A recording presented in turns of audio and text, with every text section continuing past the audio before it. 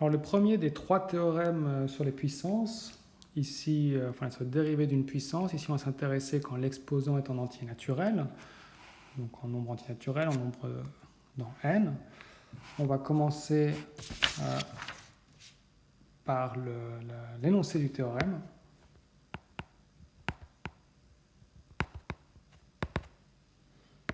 Qui nous dit que la dérivée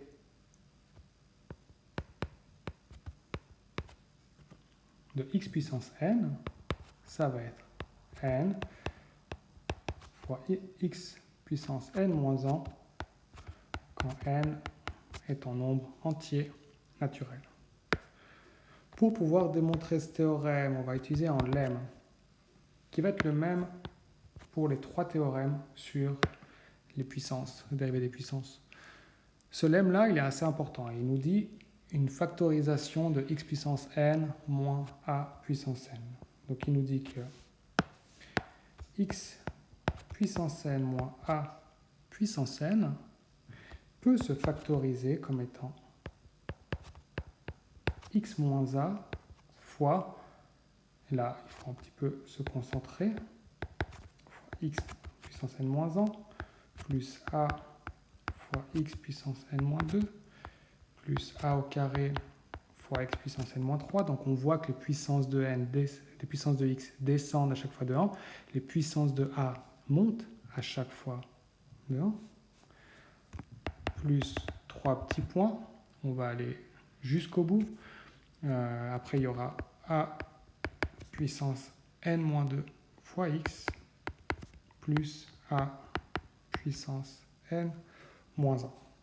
Okay. Donc on voit bien que les puissances de x descendent à chaque fois pour arriver jusqu'à puissance en et puissance 0. Et dans l'autre sens, on a a puissance n-1, a puissance n-2. Et enfin, quand on arrive tout au bout, a puissance 2, a puissance 1. Et enfin, plus rien. On peut montrer un exemple.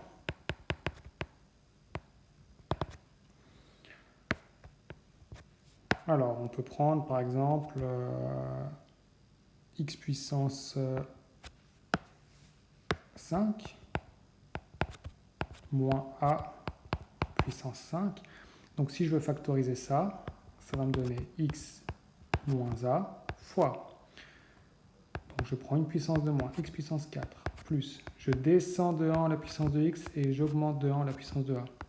Et je continue comme ça, je descends de 1 la puissance de x et j'augmente de 1. Voilà, c'est ce que me dit le lemme, c'est que la factorisation de x puissance 5 moins a puissance 5 serait celle-là.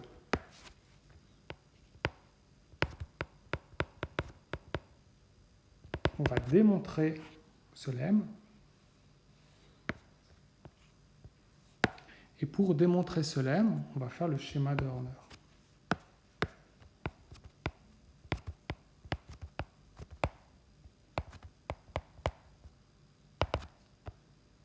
Donc, on va prendre un grand tableau pour être bien visible.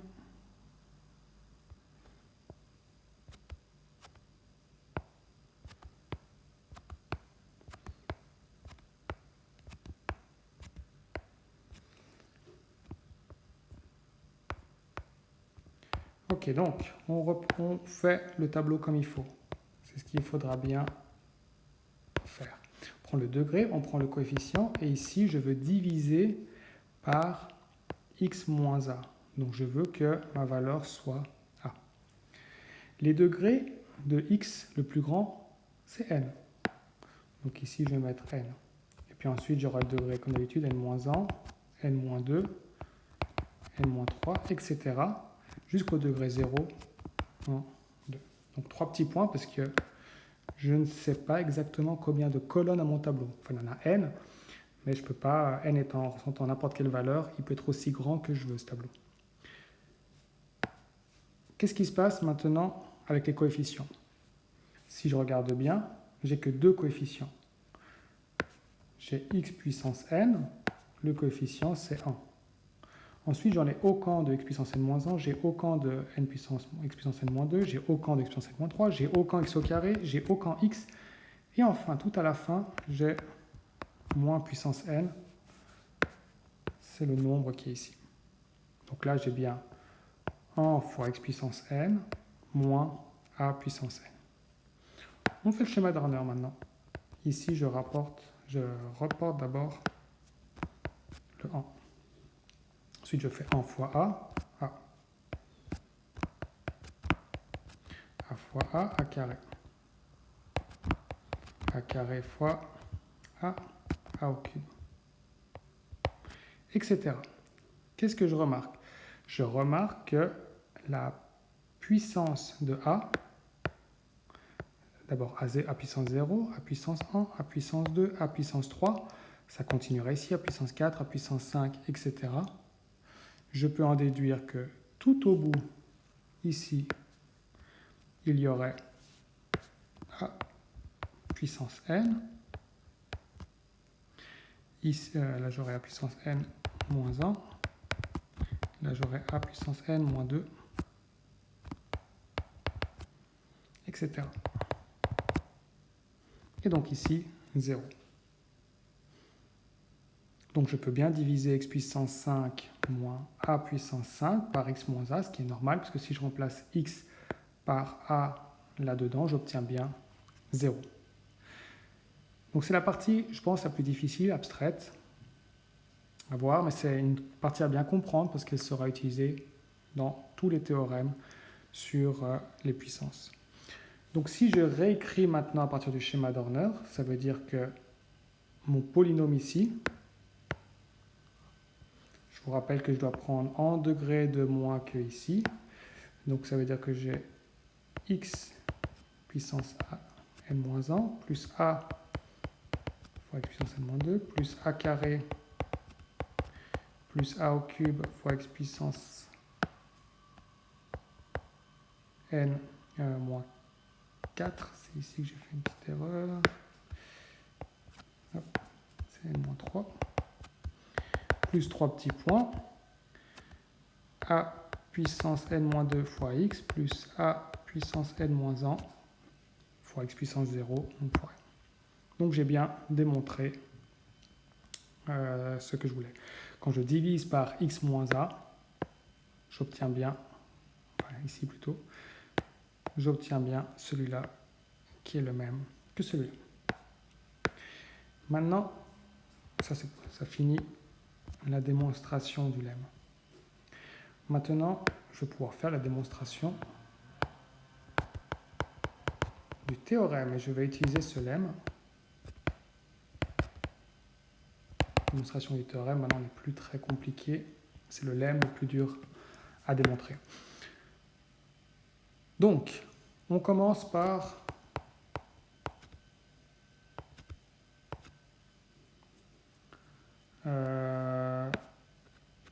x puissance n', donc ça va être la limite. Alors si je veux être bien, je vais mettre de a puissance n', c'est la limite quand x tend vers a, de x puissance n moins a puissance n sur n moins 1. Okay. Maintenant, je sais que x puissance n moins a puissance n, c'est égal à tout ça. Donc, je peux l'écrire. Ça va être la limite quand x tend vers a de... J'ai mis x ici. C'est la limite de x moins a fois, on réécrit ce qu'on avait ici, donc x puissance n moins 1 plus a fois x puissance n moins 2 plus a carré, etc. plus a puissance n moins 2x. Voilà. Le tout sur x moins 1. Ici, je peux simplifier ces deux-là. Donc, ça me donne que c'est la limite, quand x tend vers a, de x puissance n moins 1 plus a fois x puissance n-2 plus a2 fois x puissance n-3 plus a n-2 fois x plus a n-1. Je vais pouvoir calculer toutes ces limites. Ça va donner celle-là. Toutes les calculer. Quand x tend vers a, ça va donner a n-1. La deuxième, ça va donner a fois a puissance n-2. La troisième, ça va donner a puissance 2 fois a puissance n-3. L'avant-dernière, ça va donner a puissance n-2 fois, quand x tend vers a, fois a. Et enfin, fois a puissance n-1. Propriété des puissances. Ça donne a puissance n-1. A fois a puissance n-2, ça fait a puissance n-1. A au carré fois a puissance n-3, ça fait a puissance n-1. A puissance n-2 fois a puissance n-1. Donc ça donne tout a puissance n-1. La question, c'est combien est-ce qu'il y en a? Ici, si on regarde notre tableau ici, j'en ai combien de colonnes? J'en ai de 1 jusqu'à n. Donc j'en ai 1 ici, jusqu'à ici. Donc de 1 jusqu'à n, j'ai exactement n colonnes. Donc ici, j'ai n termes différents. Donc ça, c'est que je l'ai n fois. Donc je peux en déduire que ça fait n fois a puissance n-1. Donc j'ai bien démontré que la dérivée de a puissance n est égale à n fois a puissance n-1, ce qui conclut la démonstration.